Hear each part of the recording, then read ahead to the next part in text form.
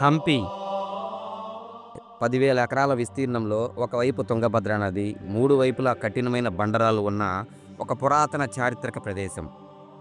విజయనగర సామ్రాజ్య వైభవాన్ని, పురాతనమైన ఆలయాలను, అద్భుతమైన శిల్పాలను, ఎన్నో ప్రకృతి అందాలను, ప్రశాంత వాతావరణంలో ఆధ్యాత్మికతను, ఎన్నో వింతలను, విశేషాలను చూడాలంటే మనం తప్పకుండా హంపి వెళ్ళాల్సిందే.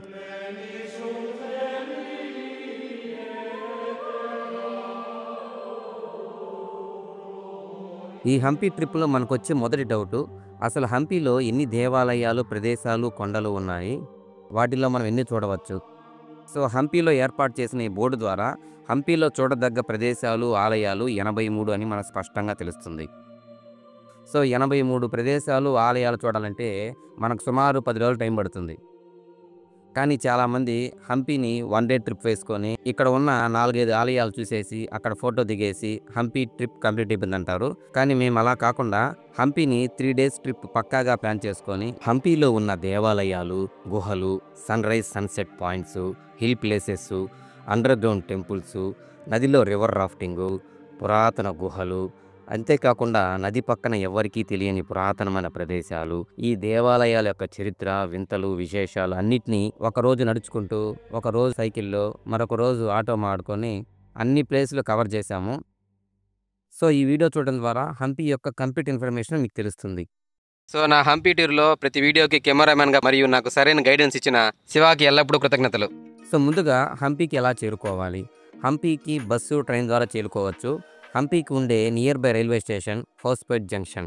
సో, మేమైతే తిరుపతి నుండి హరిప్రియ ఎక్స్ప్రెస్ ఎక్కి 9 గంటల ట్రైన్ జర్నీ చేసి హౌస్పేట్ జంక్షన్ చేరుకున్నాము. ఇక డే 1 ఈ రైల్వే స్టేషన్ నుంచి మనం కొద్ది దూరం నడవగానే బస్టాండ్ చేరుకుంటాము. ఈ బస్టాండ్లో హంపికి వెళ్ళడానికి బస్సులు అందుబాటులో ఉంటాయి.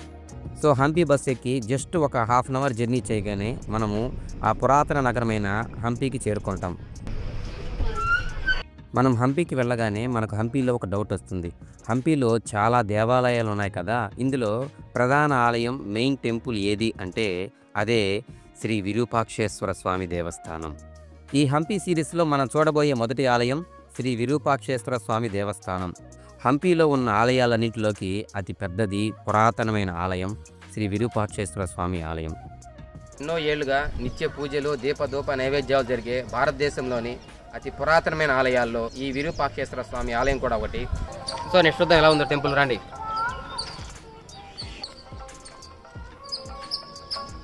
ఈ విరూపాక్షేశ్వర స్వామి దేవస్థానానికి ప్రధాన ఆకర్షణ గాలిగోపురం. 11 అంతస్తులతో 50 మీటర్ల ఎత్తులో ఉన్న ఈ గాలిగోపురం చాలా దూరం నుంచే మనకు స్పష్టంగా కనిపిస్తుంది. ఈ గాలిగోపురం సుమారు 167 అడుగుల ఎత్తులోను మరియు 11 అంతస్తులతో కనిపిస్తుంది. మీరు బాగా స్పష్టంగా గమనించారంటే ఈ గాలిగోపురంలో కేవలం మొదటి వరుసలో మాత్రమే విగ్రహాలు కనిపిస్తాయి. సో, ఇక ఈ గాలిగోపురం ద్వారా లోపలికి ప్రవేశించగానే మనకు లోపల చాలా విశాలమైన ప్రాంగణం కనిపిస్తుంది. లోపలికి ప్రవేశించగానే మాకు ఒక అద్భుతమైన శిల్పం కనిపించింది. ఇదే విజయనగర సామ్రాజ్యం యొక్క చిహ్నం. ఈ విజయనగర చిహ్నంలో ఇటువైపు సూర్యుడు, ఇటువైపు చంద్రుడు, అలాగే ఇది వరాహ అవతారం, కింద ఒక కత్తి నింపుతుంది. దీని అర్థం ఏంటంటే సూర్య చంద్రులు ఉన్నంత కాలం విష్ణుదేవుని ఆశీస్సులతో విజయం సాధిస్తుంది విజయనగర సామ్రాజ్యం ఉద్దేశంతోనే వాళ్ళు ఈ చిహ్నాన్ని గుర్తుగా ఎంచుకున్నారు. ఈ విశాలమైన ప్రాంగణంలో నడుచుకుంటూ వెళ్తే మనకు ఈ దేవాలయంలోని 2వ గోపురం కనిపిస్తుంది. దీన్ని రాయల గోపురం అంటారు. సో, ఇక టికెట్ తీసుకొని ఈ రాయల గోపురం గుండా లోపలికి ప్రవేశించగానే మనకు ఆలయంలోని గర్భగుడి కనిపిస్తుంది. ఈ ఆలయంలో ఉన్న లక్ష్మి అనే ఏనుగు యొక్క ఆశీర్వాదం తీసుకొని ఇక స్వామివారి దర్శనానికి బయలుదేరాం. ఓం నమః శివాయ. లోపల శ్రీ విరూపాక్షేశ్వర స్వామి దర్శనం చేసుకొని బయటికి రాగానే ఇక్కడ మనకు శ్రీకృష్ణ దేవరాయల యొక్క పట్టాభిషేక శిలాశాసనం కనిపిస్తుంది. చూడండి, అక్షరాలు ఎంత అద్భుతంగా కనిపిస్తున్నాయో, శ్రీకృష్ణ దేవరాయలు అని. ఇక ఫైనల్గా ఈ విరూపాక్ష దేవాలయంలో ఉన్న ఒక అద్భుతాన్ని మీకు చూపిస్తాను.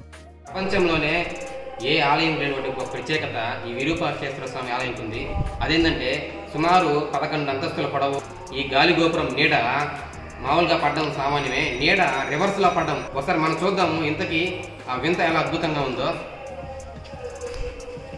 ఈ గర్భగుడి వెనకాల అలా నడుచుకుంటూ ఒక చీకటి గదిలోకి వెళితే మనకు ఇక్కడ ఒక అద్భుతం కనిపిస్తుంది. ఇదేంటంటే మనకు విరూపాక్ష దేవాలయంలోని 11 అంతస్తుల గాలిగోపురం కనిపించింది కదా, ఆ గాలిగోపురం యొక్క నీడ ఇక్కడ రివర్స్లో పడుతుంది. ఈ చీకటి గదికి ఉన్న ఈ రంధ్రం ద్వారా ఆ ఎత్తైన గాలిగోపురం యొక్క నీడ ఈ రంధ్రంలోని ప్రవేశించి ఇట్లా రివర్స్లో పడుతుందన్నమాట. ఈ విధంగా రివర్స్ పడ్డాన్నే పిన్ హోల్ కెమెరా ఎఫెక్ట్ అంటారు. అప్పట్లోనే ఎంత అద్భుతమైన టెక్నాలజీ వాడి నీడను రివర్స్గా పడేటి ఏర్పాటు చేశారో నిజంగా చాలా ఆశ్చర్యం వేస్తుంది కదా.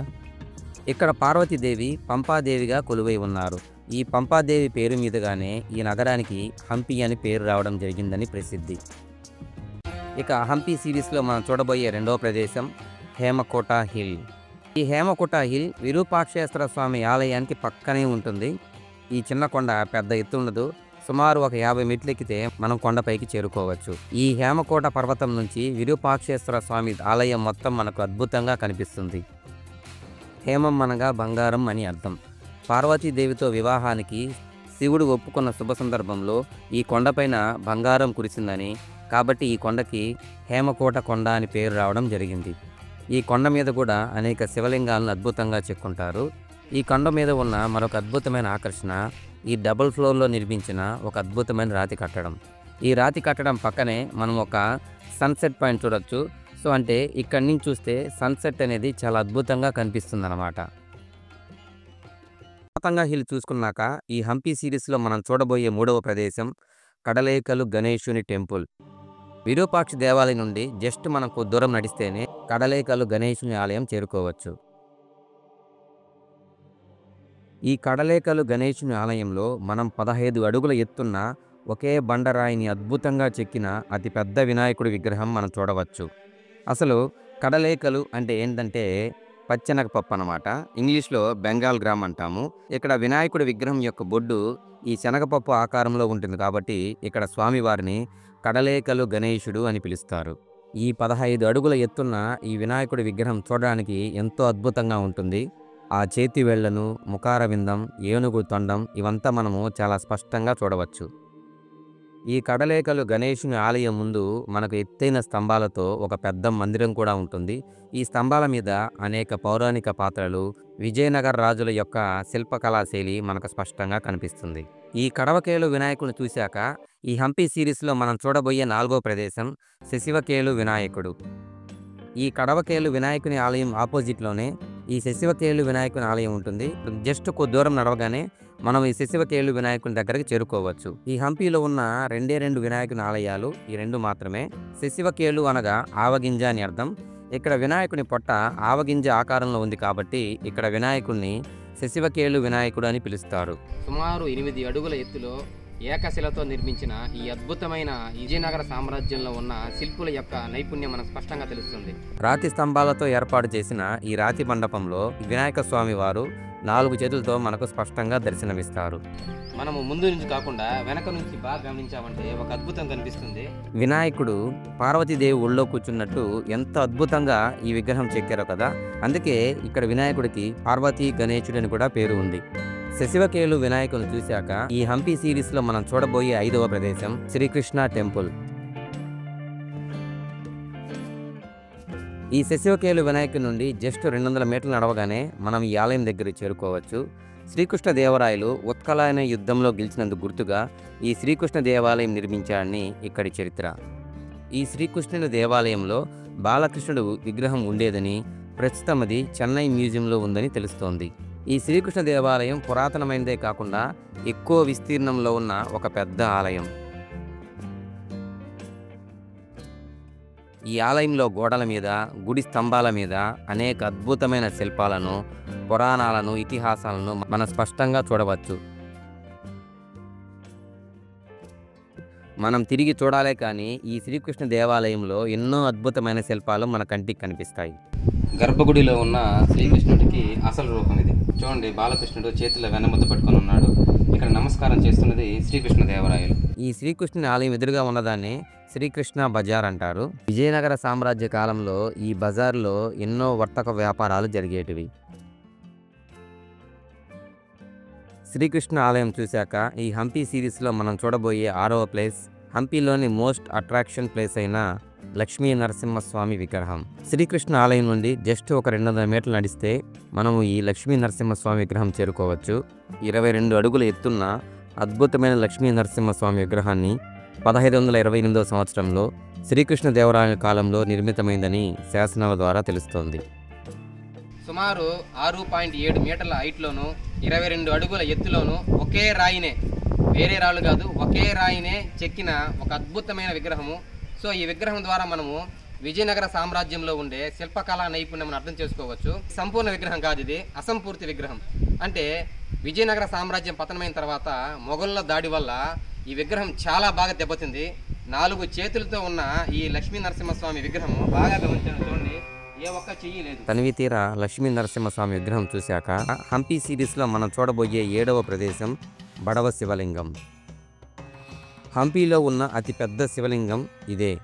లక్ష్మీ నరసింహస్వామి విగ్రహం పక్కనే ఈ బడవ శివలింగాలయం మనం చూడవచ్చు.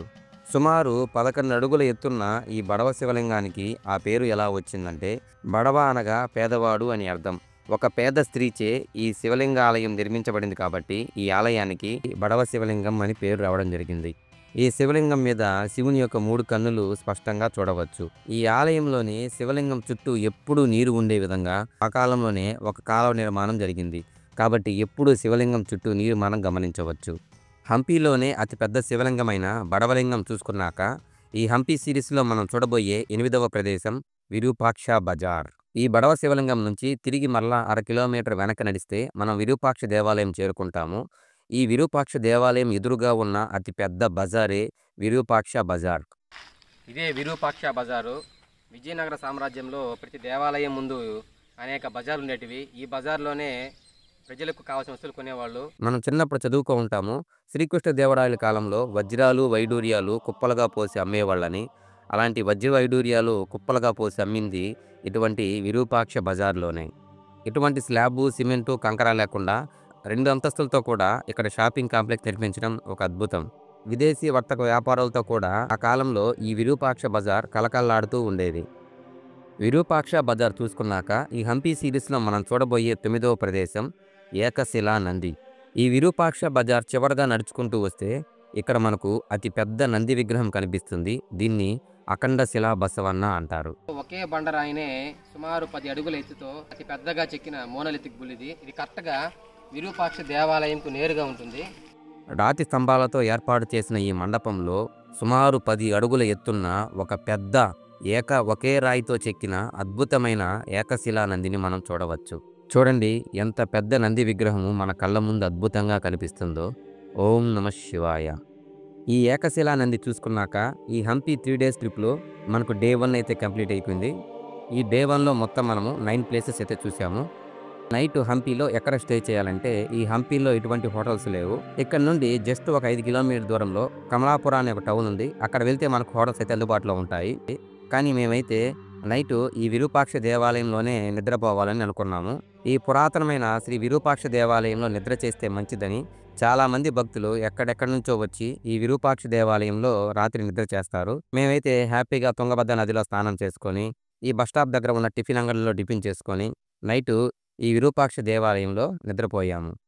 ఇక డే 2. ఇక హంపి సిరీస్లో మనం చూడబోయే 10వ ప్రదేశం మాతంగా హిల్. హంపీలోనే one of the best attraction place ఈ మాతంగా హిల్ పై నుండి సన్ రైజ్ చూడడం. సన్ రైజ్ ఈ మాతంగా హిల్ దగ్గర సూపర్గా ఉంటుందంట. సో దీనికోసం అని చెప్పి మార్నింగ్ 5కి అంతా లేచి కొద్దిగా రెడీ అయ్యేసి 5:20కి అంతా మా ప్రయాణం మొదలుపెట్టాము. ఈ విరూపాక్ష టెంపుల్ నుంచి జస్ట్ 1 కిలోమీటర్ దూరంలో ఒక 500 స్టెప్స్ ఉన్నాయంట. ఆ స్టెప్స్ కానీ పైకి ఎక్కామంటే మనము మాతంగా హిల్ పైకి చేరుకోవచ్చు. సో నిజంగా మాకైతే దారి తెలీదు. ఈ చీకట్లోనే ఈ బోర్డు ద్వారా మేము ప్రయాణం మొదలుపెట్టాము. మొత్తంగా కొండ కొంత ఎక్కిన తర్వాత దూరం నుంచి ఈ చీకట్లో ఆ విరూపాక్ష దేవాలయం ఎంతో అద్భుతంగా కనిపించింది. సుమారు ఒక అరగంట సేపు ప్రయాణం చేసిన తర్వాత మేమైతే మెల్లగా మాతంగా కొండపైకి చేరుకున్నాం. మాతంగా అనే ఋషి ఇక్కడ తపస్సు చేయడం వల్ల ఈ ప్రదేశానికి మాతంగా హిల్ అని పేరు రావడం జరిగింది. ఇప్పుడు టైం ఇంచుమించు ఉదయం 6 అవుతుంది. ఇంకా మరి 10 నిమిషాల్లో సన్ రైజ్ కూడా కాబోతుంది. అది కూడా చూద్దాం.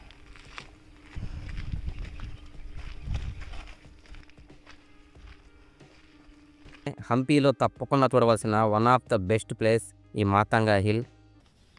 ఇప్పుడు టైం 6:36 అయింది. ఇప్పుడే బాగా మనకు స్పష్టంగా సూర్యుడు చూడండి ఎంత అద్భుతంగా మనకు సూర్యోదయం కనిపిస్తుందో. బాగా స్పష్టంగా కనిపిస్తుంది నెమలి అరుపులా.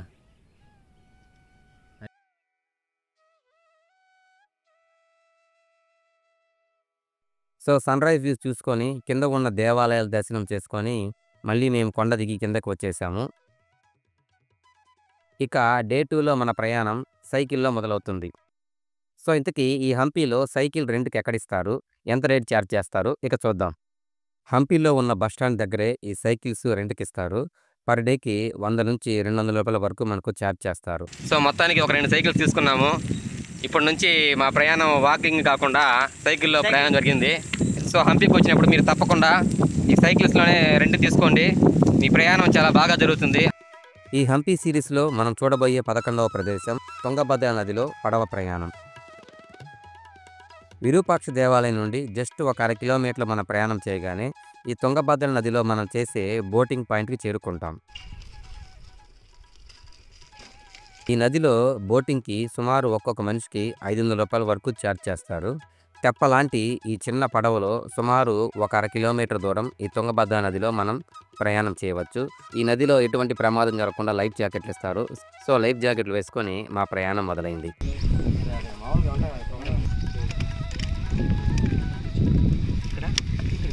రెండు వైపులా ఎత్తైన బండరాలు గల కొండలు, మధ్యలో తుంగభద్ర నదిలో ప్రయాణం. ఈ నది పక్కన కొండల్లో మనకు అనేక పురాతనమైన దేవాలయాలు, కట్టడాలు చాలా చూడవచ్చు.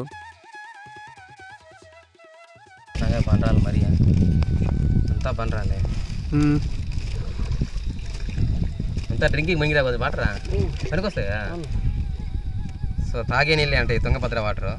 సో మనం మంచి వానాకాలం వస్తే ఈ వాటర్ రైడ్ ఉండదు. సుమారు అరగంట సేపు ఈ తుంగభద్ర నదిలో బోటింగ్ చేయడం నిజంగా చాలా సరదాగా అనిపించింది. ఈ బోటు దిగ్గానే ఈ బండ మీద ఉన్న పురాతనమైన శివలింగాన్ని కూడా దర్శనం చేసుకున్నాం. ఈ హంపీ సిరీస్లో మనం చూడబోయే 12వ ప్రదేశం శ్రీ కోదండరామస్వామి దేవాలయం. ఎక్కడా లేని విధంగా ఈ రామాలయంలో మనకు ఒక ప్రత్యేకత కనిపిస్తుంది. అదేంటంటే ప్రతి రామాలయంలో రాముడు, లక్ష్మణుడు, సీతతో పాటు మనకు ఆంజనేయ స్వామి దర్శనమిస్తారు. కానీ ఇక్కడ ఆంజనేయ స్వామి కాకుండా సుగ్రీవుడు రామునికి నమ్మిన బంటుగా మనకు దర్శనమిస్తాడు.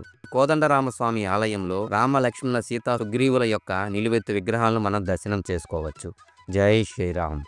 ఈ రామాలయం చూసుకున్నాక ఈ హంపీ సిరీస్లో మనం చూడబోయే 13వ ప్రదేశం కోటిలింగాల టెంపుల్. నేను హంపీలో చూసిన ప్రదేశాలన్నింటిలోకి నాకు ఎంతో ఇష్టమైన ప్రదేశం ఈ కోటిలింగాల ప్రదేశం. ఈ రామాలయం నుండి సైకిల్లో కొద్ది దూరం ముందుకు పోగానే మనకు ఈ కోటిలింగాల కోన పోవడానికి ఒక చక్కటి బోర్డు ఏర్పాటు చేసుంటారు. ఇలా ఈ బోర్డు దారిలో సుమారు 300 మీటర్లు ముందుకు పోగానే ఈ తుంగభద్ర నది పక్కన ఈ బండరాళ్ళ మధ్య ఈ కోటిలింగాల టెంపుల్ మనకు కనిపిస్తుంది. ఈ కోటిలింగ ప్రదేశం యొక్క చరిత్ర ఏమనగా, ఒకప్పుడు ఈ ప్రాంతమంతా కిష్కిందగా ఉండేదని, ఆంజనేయ స్వామి, రాముడు కలిసిన మొట్టమొదటి ప్రదేశంగా, ఎంతో పవిత్రమైనదిగా ఈ కోటిలింగ ప్రదేశం భావిస్తారు. ఈ తుంగభద్ర నది పక్కగా ఈ బండరాలు ఎక్కుతూ పోతూ ఉంటే మనకు ఈ ఒక బండరాయి మీద అద్భుతమైన మహావిష్ణువు యొక్క విగ్రహం చూడవచ్చు. ఇలా ఈ ప్రదేశం వద్ద ఏ బండరాయి మీద చూసినా మనకు ఒక అద్భుతమైన శివలింగం చెక్కబడి ఉంటుంది. ఇలానే ముందు కొద్ది దూరం పోగానే మనకు ఒక అద్భుతం కనిపిస్తుంది. కోటిలింగాల టెంపుల్లో అద్భుతమైన ప్రదేశం ఇది. చూడండి ఎన్ని వందల సంఖ్యలో చిన్న చిన్న శివలింగాలు కొండల మీద అద్భుతంగా చెక్కారు. నిజంగా ఈ ప్రదేశం చూడడానికి 2 కళ్ళు సరిపోవు. ఈ ప్రదేశం చూసి మళ్ళా కొద్ది దూరం ముందుకు పోగానే ఇక్కడ కూడా అనేక శివలింగాలను చాలా అద్భుతంగా చెక్కారు. ఈ అద్భుతమైన కోటిలింగ ప్రదేశం చూశాక ఈ హంపీ సిరీస్లో మనం చూడబోయే 14వ ప్రదేశం సుగ్రీవుని గుహ. ఈ కోటిలింగ బోర్డు నుంచి జస్ట్ కొద్ది దూరం సైకిల్ దొక్కుంటూ మనం ముందుకు పోగానే ఎత్తైన బండరాళ్ళ మధ్య సుగ్రీవుని గుహ మనకు కనిపిస్తుంది. సో ఎంతో చరిత్ర ఉన్న ఈ సుగ్రీవుని కేవ్ ఎలా ఉందో చూపిస్తాం చూడండి. ఇప్పుడు ఈ సుగ్రీవుని గుహలో ప్రవేశించే ముందుగా ఇక్కడ రామలక్ష్మణుల పాదాల ఆనవాళ్ళు ఎంత స్పష్టంగా కనిపిస్తున్నాయి చూసారా. ఈ సుగ్రీవుని గుహ యొక్క చరిత్ర ఏమనగా, సీతమ్మ తల్లి విసిరేసిన ఆభరణాలను ఆంజనేయ స్వామి ఈ గుహలోనే దాచాడని ఇక్కడి చరిత్ర పురాణం. మెల్లగా నడుచుకుంటూ ఈ సుగ్రీవుని గుహలోకి వెళ్ళగానే వాతావరణం చల్లగా ప్రశాంతంగా మారుతుంది.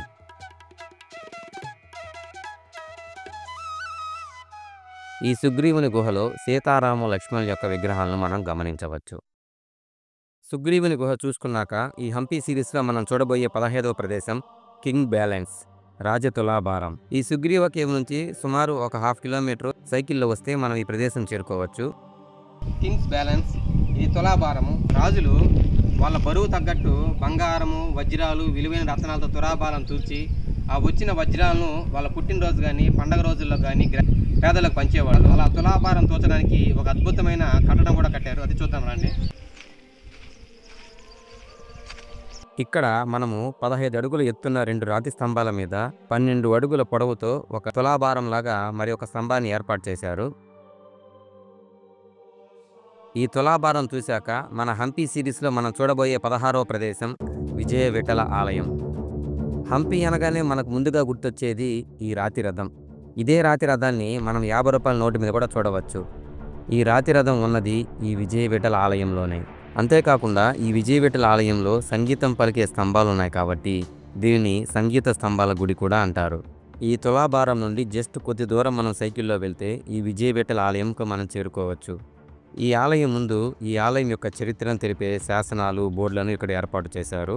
సో ఈ ఆలయంలోకి ఎంట్రీ టికెట్ ఉంది. ఎంట్రీ టికెట్ తీసుకొని లోపలికి వెళ్ళగానే ఈ సువిశాలమైన ప్రాంగణంలో రాతి రథం, సంగీత స్తంభాల గుడి, అనేక మండపాలు నాకు దర్శనమిస్తాయి. శ్రీకృష్ణదేవరాయలు ఒరిస్సా యుద్ధంలో గెలిచినప్పుడు అక్కడి కోనార్క్ దేవాలయ రథం చూసి ముగ్ధుడై అలాంటి రథాన్ని ఇక్కడ చెక్కించాడని శాసనాల ద్వారా తెలుస్తోంది. మామూలుగా అయితే ఈ రథానికి ముందు గుర్రాలుంటాయి. మొఘలుల దాడిలో ఈ రథం పూర్తిగా దెబ్బతింది కాబట్టి వాటి ప్రదేశాల్లో ఇక్కడ ఏనుగులు ఏర్పాటు చేశారు. ఇంతకీ ఈ రథం లోపల ఏముంటుందంటే గరుత్మంతుడి యొక్క విగ్రహం కనిపిస్తుంది. ఈ రథంకు నేరుగా ఉన్నదే సంగీత స్తంభాల మండపం. పూర్వకాలంలో కళాకారులు ఈ సంగీత స్తంభాలని మీద కొట్టినప్పుడు వాటి నుంచి రకరకాల శబ్ద వాయిద్యాలు వచ్చేయటమని తెలుస్తోంది. ఈ విజయ విఠల ఆలయంలోని మండపాల్లో ఉన్న స్తంభాల మీద మన పురాణ ఇతిహాసాల్లోని ఘట్టాలను ఎంతో అద్భుతంగా చెక్కారు. నిజంగా ఇవైతే మాటల్లో వర్ణించలేము. ఈ విజయ విఠల ఆలయం నిర్మాణంలో విజయనగర రాజ్యంలోని శిల్పుల అద్భుత శైలి మనకు ప్రస్ఫుటంగా కనిపిస్తుంది. విజయ విఠల ఆలయంలోని అద్భుతమైన శిల్పాలన్నీ చూసుకున్నాక మన హంపి సిరీస్లో మనం చూడబోయే 17వ ప్రదేశం శ్రీ అచ్యుతరాయ దేవాలయం. మనం విజయ విఠల ఆలయం నుంచి తిరిగి వెనక్కి విరూపాక్ష దేవాలయం వెళ్లే దారిలో మనకు ఈ అచ్యుతరాయ ఆలయం కనిపిస్తుంది. యాక్చువల్గా దీన్ని అచ్యుతరాలయం అని కాకుండా తిరువెంగళనాథ ఆలయం అని పిలిచేవాళ్ళు. తిరువెంగళనాథుడు అంటే మహావిష్ణువు యొక్క మరొక రూపం. ఈ ఆలయాన్ని నిర్మించింది శ్రీకృష్ణ దేవరాయని యొక్క సోదరుడైన శ్రీ అచ్యుత దేవరాయలు. ఆయన పేరు మీదుగా దీనికి శ్రీ అచ్యుతరాయ దేవాలయం అని పేరు వచ్చింది. ఈ దేవాలయం సువిశాలమైన ప్రాంగణంలో, ప్రశాంతమైన వాతావరణంలో, అద్భుత నిర్మాణ శైలికి, శిల్పకళా సౌందర్యానికి నిలువుటద్దంగా నిలుస్తుంది.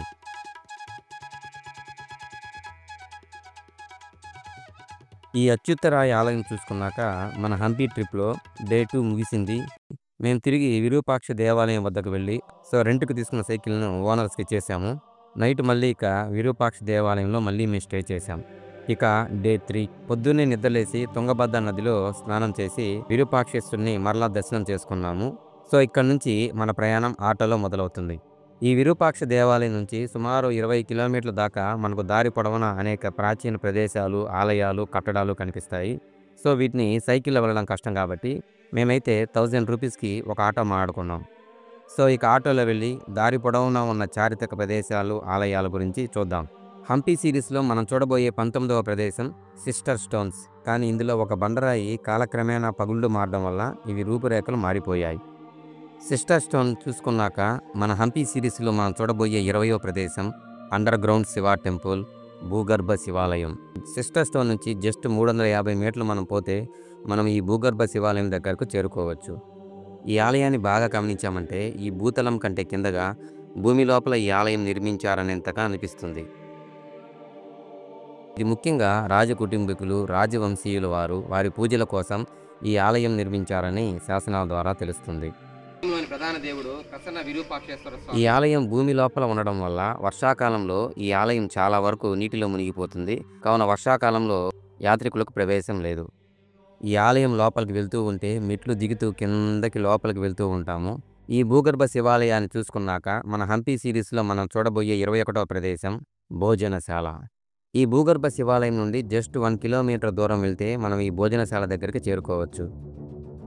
అప్పట్లో విజయనగర సామ్రాజ్యంలో ఉన్న వేలాది మంది సైనికులకు భోజన ఏర్పాట్లు చేసేందుకు ప్రతిసారి ప్లేట్లు, అరిటాకులు వేసే పని లేకుండా ఈ కాలువ పక్కగా బండరాతి మీదే అద్భుతంగా ప్లేట్లు, కూర గిన్నెలు, అరిటాకులు ఎంతో స్పష్టంగా చెక్కారు.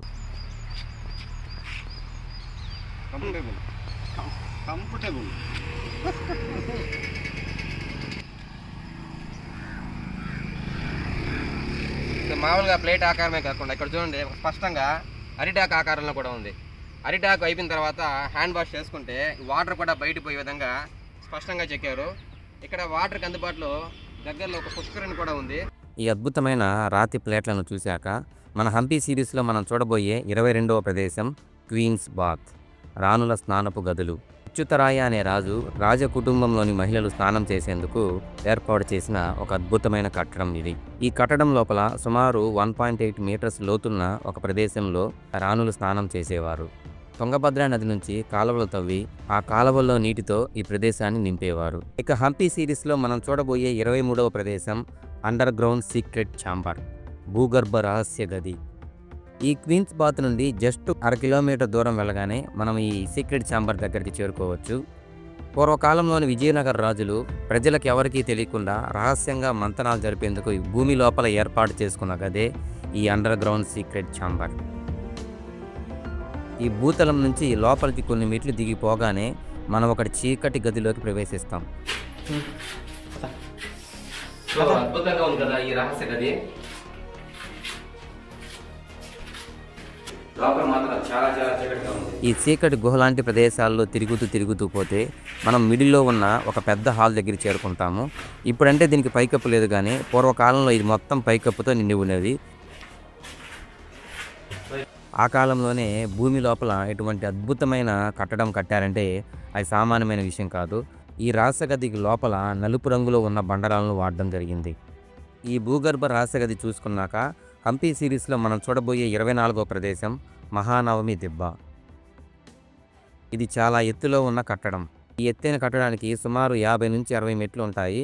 దీనిని శ్రీకృష్ణదేవరాయలు నిర్మించారని శాసనాల ద్వారా తెలుస్తోంది. ఈ మెట్లెక్కి పైన రాజు కూర్చొని ఉండగా కింది భాగంలో సైనికుల విన్యాసాలు, జంతువుల విన్యాసాలు, వివిధ ఆటల పోటీలను ఈ ఎత్తైన గద్దెలాంటి నిర్మాణం చేయడం జరిగింది. ఈ ఎత్తైన నిర్మాణం చూశాక హంపి సిరీస్లో మనం చూడబోయే 25వ ప్రదేశం స్టెప్పుడ్ ట్యాంక్, కోనేరు. విజయనగర సామ్రాజ్యంలోని ఇంజనీరింగ్ నైపుణ్యానికి ఈ నిర్మాణం ఒక మంచి ఉదాహరణ. తుంగభద్ర నదిలో నీటిని ఈ రాతి కాలువల గుండా పారించి ఆ నీటిని ఈ కోనేటిలోకి మళ్లించేవారు. 7 మీటర్ల లోతులో చతురస్రాకారంలో ఉన్న ఈ అద్భుతమైన ప్రదేశం ఫోటోగ్రఫీకి చాలా అద్భుతంగా ఉంటుంది. అది బండరాయి మెట్లతో 5 గట్లతో విజయనగర సామ్రాజ్యంలోని నీటిపారుదల నైపుణ్యానికి ఇదొక మచ్చుతొనగ్గా నిలుస్తుంది. ఈ అద్భుతమైన కోనేరు చూసుకున్నాక హంపి సిరీస్లో మనం చూడబోయే 26వ ప్రదేశం హజర రామాలయం. రామాయణంలోని ప్రతి సన్నివేశాన్ని, ఘట్టాన్ని ఎంతో అద్భుతమైన శిల్పాలుగా చెక్కిన ఒక అద్భుతమైన దేవాలయం హజర రామాలయం. ఈ హజర్ రామాలయం యొక్క ఇన్ఫర్మేషను, చరిత్రను తెలిపే చక్కటి బోర్డులు ఇక్కడ ఏర్పాటు చేయబడ్డాయి. ఈ హజర్ రామాలయం యొక్క ప్రహరీ గోడల మీద విజయనగర రాజులు అలనాడు జరుపుకునే దసరా ఉత్సవాల వైభవాన్ని తెలిపేందుకు వేలాది శిల్పాలను అందంగా చెక్కబడ్డాయి. ఇక ఆలయం లోపలికి వెళ్ళగానే ఈ ఆలయంలోని గుడి గోడలపై, స్తంభాలపై రామాయణం యొక్క ప్రతి సన్నివేశాన్ని మనకు కళ్ళకు కట్టినట్టు చెప్పే విధంగా శిల్పులు చెక్కారు. 4 పిల్లలు పుడతారు. రామ, లక్ష్మణ, భరత, శత్రుఘ్న. స్వయంవరంలో గెలిచిన రాముడికి పూలహారం వేయడానికి సీతమ్మ తల్లి చూడండి చేతులు అంత బాగా స్పష్టంగా పట్టుకోండి. 1 2 3 4 5 6 7 తాటి చెట్లను ఎవరైతే ఒకే బాణంతో తెగ్గొడతారో. హజర్ రామాలయంలోని రామాయణ ఘట్టాలన్నీ తనివి తీరా చూసుకున్నాక హంపి సిరీస్లో మనం చూడబోయే 27వ ప్రదేశం లోటస్ మహల్. ఈ మహల్ కమలం ఆకారంలో ఉంటుంది కాబట్టి దీనికి లోటస్ మహల్ అని పేరు రావడం జరిగింది. ఈ మహల్ చుట్టూ ఎత్తైన ప్రహరీ గోడ ఉంది. ఈ మహల్ చూడడానికి మనం టికెట్ తీసుకోవాలి. ఇక టికెట్ తీసుకొని లోపలికి పోగానే మనకు సువిశాలమైన ప్రాంగణంలో ఒక అద్భుతమైన గార్డెన్ లాంటి ప్రదేశం కనిపిస్తుంది. తోట లాంటి ఈ ప్రదేశంలో అలా నడుచుకుంటూ వెళితే మనకు లోటస్ మహల్ అద్భుతంగా కనిపిస్తుంది. ఒక్క మహలు ఎందుకు ఎండాకాలంలో చల్లగా ఉంటుందంటే బాగా స్పష్టంగా గమనించామంటే దీని స్తంభాల లోపల చిన్న చిన్న నీళ్ల పైపులు ఏర్పాటు చేశారు. స్తంభము మరియు స్లాబ్ లోపల చిన్న చిన్న పైప్ లైన్లు కూడా నడిపాడు. మనం చూడండి, బాగా స్పష్టంగా చూసారా, హోల్స్ కనిపిస్తున్నాయి. ప్రతి ఒక్క ఏరియాలో హోల్స్ కనిపిస్తున్నాయి. అటువైపు బావి ఉంది. సో ఆ బావి నీటిని ఈ పైప్ లైన్లో పోయడం ద్వారా ఇవన్నీ వాటర్ని స్ప్లింక్ చేస్తూ ఉండేటివి. ఈ వచ్చిన గాలి ఈ వాటర్ని తగిలేలోగా చల్లని గాలి లోపలికి వచ్చింది. ఆ మధ్యలో మనం వాటర్ పైప్ లైన్ బాగా స్పష్టంగా చూడవచ్చు.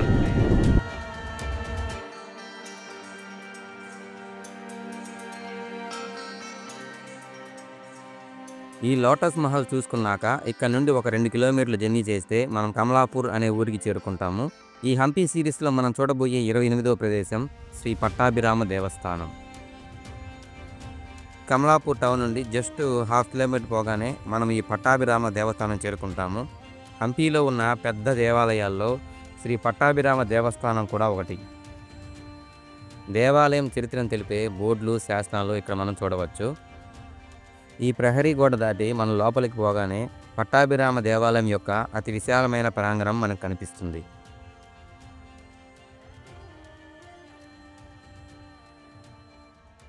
ఈ దేవాలయంలోని మండపాల్లో ఉన్న ఈ రాతి స్తంభాల మీద మన పురాణ ఇతిహాసాల్లోని పాత్రలు, ఘట్టాలు, సన్నివేశాలను ఎంతో అద్భుతంగా చెక్కారు.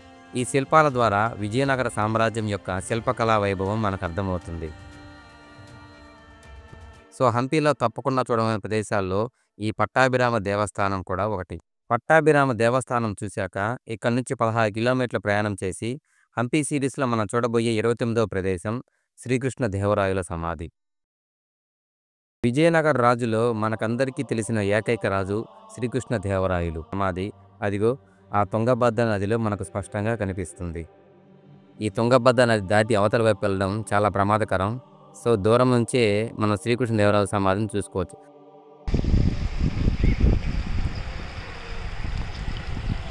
మొత్తం 864 పిల్లర్స్తో ఈ శ్రీకృష్ణ దేవరాయల సమాధి చాలా అద్భుతంగా ఏర్పాటు చేశారు. సో వాటర్ ఫ్లో తక్కువగా ఉంటే ఇంకా దగ్గరికి పోయి లోపల కూడా చూపించుంటాను. సో వాటర్ ఫ్లో ఎక్కువ ఉంది కాబట్టి దగ్గరికి పోలేకపోతున్నాం. శ్రీకృష్ణ దేవరాయల సమాధి చూశాక ఈ హంపి సిరీస్లో మనం చూడబోయే చివరి ప్రదేశం అంజనాద్రి హిల్. ఈ అంజనాద్రి బెట్ట మీదే ఆంజనేయ స్వామి జన్మించాడని ఇక్కడి వారు నమ్ముతారు. సుమారు 575 మెట్లు పైకెక్కితే మనం ఈ కొండపైకి చేరుకోవచ్చు. మెట్లెక్కి కొండపైకి చేరుతూ ఉంటే దారి మధ్యలో మనకు ఈ హంపిలోని ఎన్నో చారిత్రక ప్రదేశాలు కళ్ళ ముందు కనిపిస్తాయి. సుమారు 1 గంట సేపు కష్టపడి ఈ మెట్లన్నీ పైకెక్కాక ఈ అంజనాద్రి హిల్ మీద ఆంజనేయ స్వామి దేవాలయంతో పాటు సీతారాముల దేవాలయాలు కూడా ఉన్నాయి. ఇక్కడ ఉన్న వ్యూ పాయింట్ నుంచి చూస్తే ఈ హంపి ఎంతో అద్భుతంగా కనిపిస్తుంది. ఇలా ఈ ప్రకృతి అందాలని చూశాక ఇక్కడ ఒక సన్సెట్ పాయింట్ ఉంది. ఈ బండరాళ్ళ మీదుగా ఈ సన్సెట్ వ్యూ పాయింట్ దగ్గరికి వెళ్ళి సాయంత్రపు వేళల్లో ఈ సూర్యాస్తమయాన్ని చూడడం నిజంగా చాలా అద్భుతంగా ఉంటుంది. అంజనాద్రి కొండ చూసుకోవడంతో మా హంపి 3 డేస్ ట్రిప్ కంప్లీట్ అయిపోయింది. మా జీవితంలోనే మర్చిపోలేని ఎన్నో మధురానుభూతులు ఈ హంపి ట్రిప్లో మాకున్నాయి. ఈ వీడియో నచ్చితే తప్పకుండా లైక్ చేయండి, షేర్ చేయండి, ఛానల్ సబ్స్క్రైబ్ చేసుకోండి. Thank you.